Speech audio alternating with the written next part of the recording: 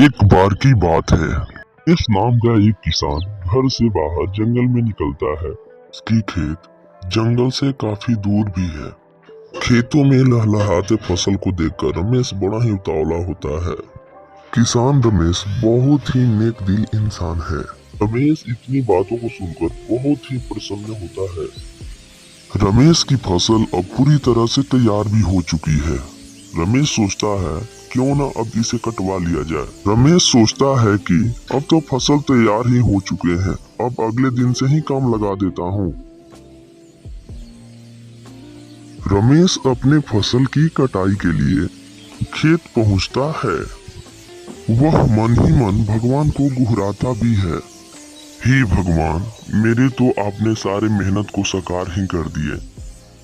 धन्य है प्रभु। रमेश अब फसल को जल्दी से काट लेता है।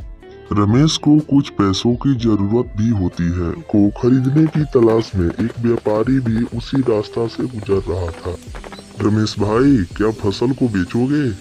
जी हुजूर, क्यों नहीं। व्यापारी फसल खरीदता है और घर चला जाता है।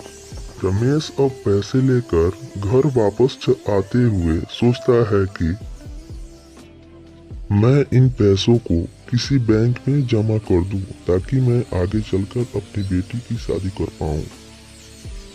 सभी गांव वालों ने मिलकर रमेश की बेटी की बहुत ही अच्छे तरीके से शादी भी करवा दी है। अब बेचारा रमेश बहुत ही खुश दिखने लगा। रमेश को खुशी की कोई ठिकाना ही नहीं रहा। अब क्या, रमेश की तो सारी परेशानियां ही दूर हो गई। अब वह अपना जीवन खुशी खुशी बिताने लगा और खुशी भी रहने लगा। इसीलिए कहा जाता है सब्र का फल मीठा ही होता है।